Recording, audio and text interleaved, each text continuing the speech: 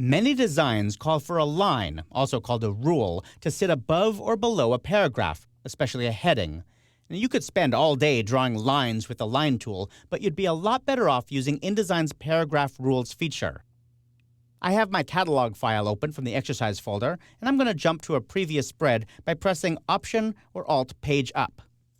I'm going to zoom in on the lower left corner of this page, and I can see that I have a heading here, but it looks kind of dull. I want the eye to be drawn to it, so I want to put a rule above or below it.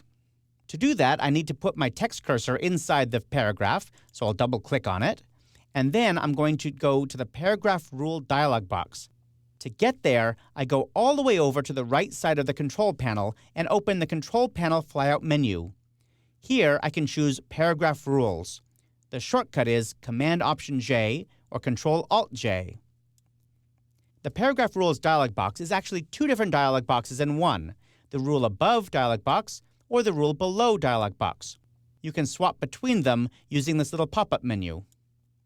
I want to create a rule above, so I'll choose that, and then I'll turn on the Rule On checkbox. Because the Preview checkbox is turned on inside this dialog box, I can see the effect immediately. I have a one-point black solid line right at the baseline of the text. That's probably not what I want, so let's change it. First, I'll change the text color. Let's make it orange. Next, I'll make it a little thicker, maybe 3 points instead. And then I'm going to change the offset. The offset is how far away from the baseline it should be. I'll increase this to about 8 points, and you can see it places it right above the text. I also have the ability to change how wide this rule should be.